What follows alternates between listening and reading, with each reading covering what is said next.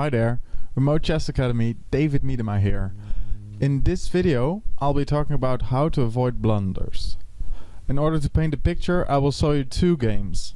One I lost very quickly and the other one I did, well, almost everything right. Let's start with failure. d4, knight f6, c4, e6, knight f3, d5, knight c3, c6. Well, this is an interesting way how the Nimzo can actually transpose to the semi-Slav. Vladimir Burmakin, the grandmaster I'm playing here, has devised quite a nice scheme, because I was playing the slow Slav with e3 and he avoided that, so that's nice. I played e3 here and now we're in the Moran. So that's the first small victory he actually made there. Knight bd7, queen c2, so I switched to my old repertoire. And I played kind of a drawish risky move here, e4. I was a bit tired. Okay, well, so the recommendation could be don't be tired for your game. That's always a good one. Try to sleep well. Doesn't always work like that. And it might have been a mistake to play like this when you are tired. I mean, I could also play a solid move like bishop e2, for example. But, well, I played like this. So d takes, knight takes, knight takes, queen takes. And here he played a move I actually didn't know. Bishop b4 checks. Looks normal. Bishop d2. Queen a5. If he would have taken on d2, I would have replied king takes d2, and the king is actually pretty safe on c2. But queen a5, I don't really know about that. So if you are up for an exercise, then this is the moment to pause the video. Take your time, think for yourself what's the best move. Well, personally, I remembered c5, and I just remembered it from a book that's 8 years old right now, and I think I looked at it 4 years ago, and I thought white had a small plus, and unfortunately this was just my imagination. Even the old book didn't recommend any such move, so I invite you to find a good move here. Good. Well, the best move is a3 here, and after that white has a small plus. The queen on a5 doesn't really have a good position, and with b4 following, white simply has a nice position. So pat yourself on the back if you have found a3 here instead of c5. Bishop d3 also works. It prevents castling, and it's just generally a nice development move. c5 isn't possible yet because of d5 and the pin on the king, so all kind of options there. Let's look at my blunder. c5. It's not a big blunder yet, but black has an advantage here. I made a non-developing move which is not useful. c5 is not useful. It's not doing anything, and that's a good way to prevent your blunders to keep developing, because this move simply doesn't make sense. Black castled, so he made a development move. a3, one move too late. Bishop takes d2, knight takes d2, e5, and here my big blunder happened. I played castle queenside. It didn't work. Can you already see it? Well, it's knight takes c5, and suddenly my queen's hanging as well, and black just took two of my central pawns. I actually resigned in this position after 20 minutes. Might not have been the best thing to do, because I still could play on with queen takes h7 and knight takes a5, but the position was dramatic. It was probably dead lost, especially because the strong central pawn on d4 is also passed, and the h7 pawn is not very important to have taken, so I'm virtually like 2 pawns down, and I wanted to get well, at least the afternoon off instead of suffering. But it's not about my afternoon there. It's about why and how I could make this a huge blunder, because the only move here is b4 and d takes e5, after which I do have a bad position, but not that bad. I mean, it's alarmingly bad, and it's very difficult to play, but I could play on. So how did I miss it? How did I miss knight takes c5? Well, a simple explanation is the only thing I was thinking about was that the queen should move. So if you attack the queen, it should move. But it's not a check, you know. And even in a check you could miss something, but when attacking the queen there's always the possibility of intermediate moves. And why did I lose so fast? How did it happen? Well, first I played a somewhat risky line, but that should be fine if you're careful. Second, I made a memory blunder, which is that you think you remember a move and that it should be good, and that there's like this evaluation connected to it which should be good to you, whereas this move actually doesn't make sense. And third, I only calculated the queen moving and not a counterattack on my queen as well. The second game was a game I played last year, and I needed to play for a win against 2364 Zoya Schleining, and she played a very solid system, so it was a very tense game, but I had the right mentality to avoid blunders, and that's why I chose this game to show it to you. She played London system, so that's always very annoying when you're trying to win. d4, e6, knight f3, knight f6, bishop f4, c5, e3, knight c6, knight bd2. Well, nothing strange going on here. Bishop e7, bishop d3. Maybe she could have played h3, that's another line. I can take the bishop pair here. Bishop g3, knight takes h, takes g3, and she still has a very, very solid position, which is probably very hard to crack.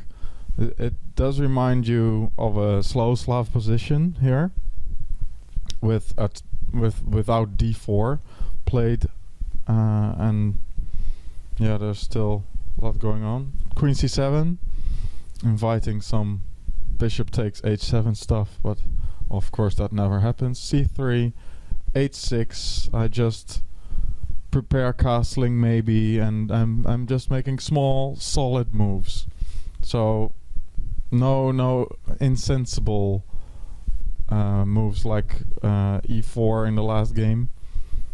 And it's, well, the first step actually to win a game is not losing it, and to, especially with black, to keep the balance. a3, so her plan is to put all the pawns on the dark squares, which is very sensible because she doesn't have that color bishop anymore. d5, b4, and this was the time for make it or break it. I decided to break it, and I did very carefully, and I'm happy that I could challenge it with e5. She played b takes e5. I didn't really expect that, because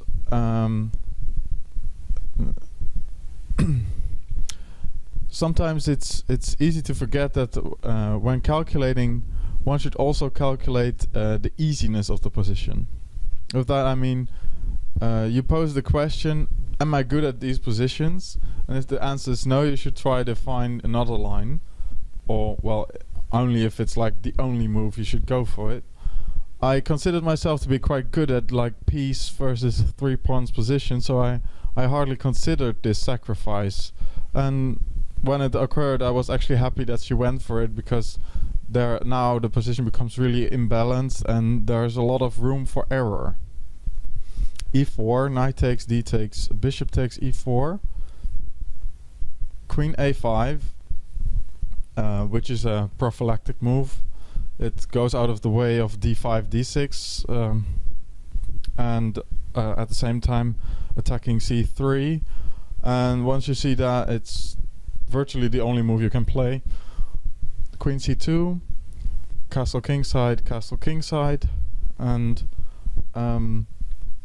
I'm still defending all the time. So I was still afraid of d5 and d6 at one point. Well, maybe not now, but maybe well, it could later be a very real option.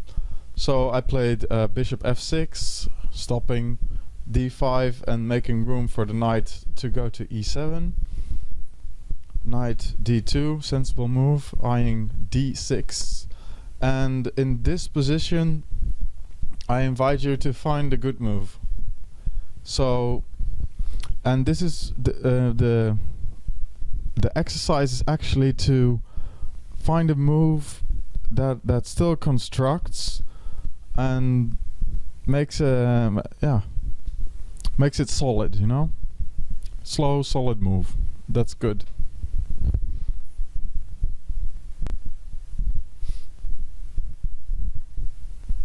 I hope you thought about it for some time, and there are 2 moves which come into consideration, which are queen c7 and rook b8. Other moves are not that relevant yet. For example, the f8 rook doesn't really have anything to attack yet, because the central pawns are so strong. They are hard to attack. Whereas the knight and b7 pawn are kind of weak, so they do need attention, and knight c4 is actually threatened somewhat. So I went for rook b8, and that is because I was expecting knight c4 to happen, and what I always do is I really like to remove my pieces from active positions only when they're chased away directly. So if they still have a function, for example here we're still stopping d5 for one move, I still want to stop d5 for one move. So rook b8 is in my opinion the best move. The computer doesn't approve, but I think in the long run rook b8 is a very, very sensible move. She played f4, and this is, I think it's not that bad to play, but in the long run the giving up king safety like this is always a bad idea. It should always be priority to keep your position as easy as possible. So after f4 I wanted to play in the light squares, and I quickly found knight e7, which does exactly that.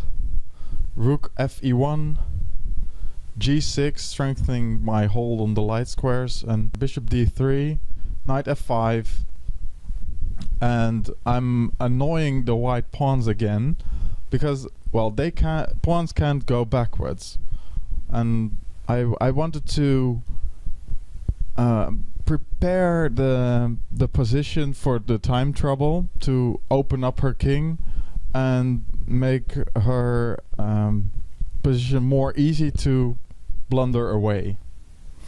g4, knight e7, and well, I'm giving some moves away, but her king safety is only one pawn left, and I'm a piece up, so I need to win in an attack.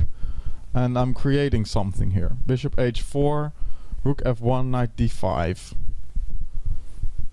And only now she plays knight c4. So in the end, my queen on a5 didn't go to c7, but now actually has the chance to grab a pawn. Although after queen takes e3, queen e2, the queen will be very, very offside behind that pawn chain, and it will be very dangerous to get it back to the game.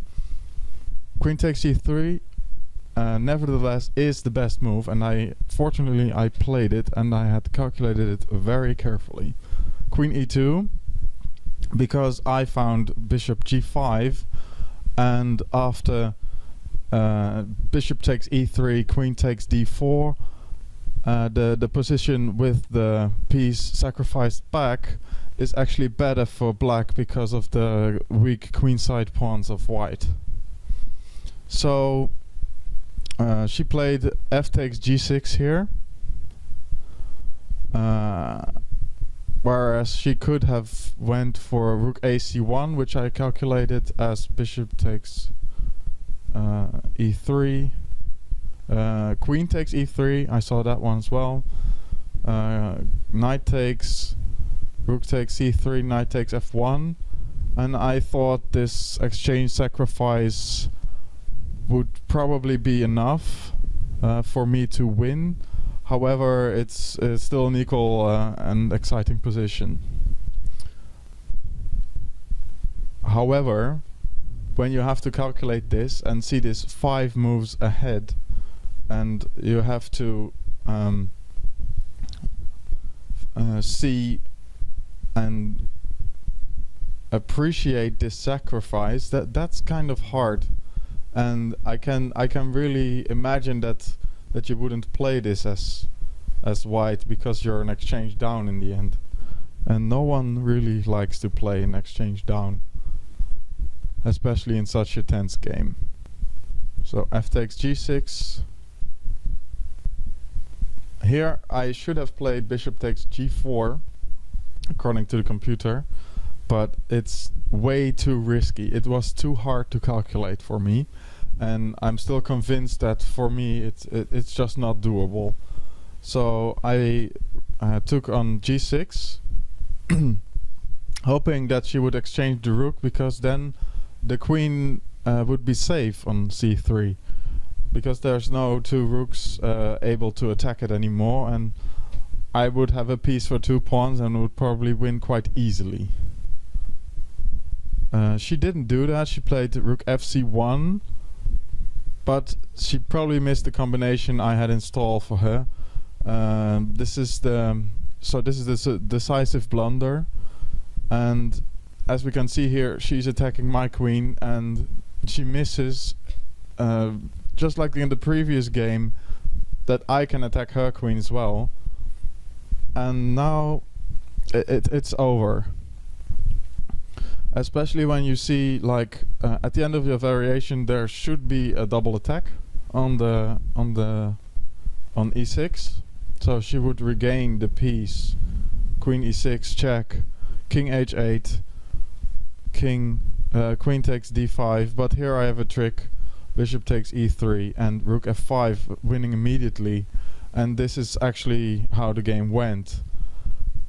So I could harvest the fruits of the exposed white king I was playing for, actually. And well, this is, well, it reminds me of the A-Team when Hannibal says, like, I love it when a plan comes together. Well, this is it. So I would like to conclude from this game that if you want your opponent to blunder, then you could try to loosen the king, try to get interesting positions with, for example, piece against 3 pawns here. Try to learn how to play those positions, of course. That's another matter, not for now. But and be careful when calculating with a queen attacked. It's not a check. There is an intermediate move possible. So that's it for today. I hope you enjoyed my video, and please subscribe to our channel. Bye.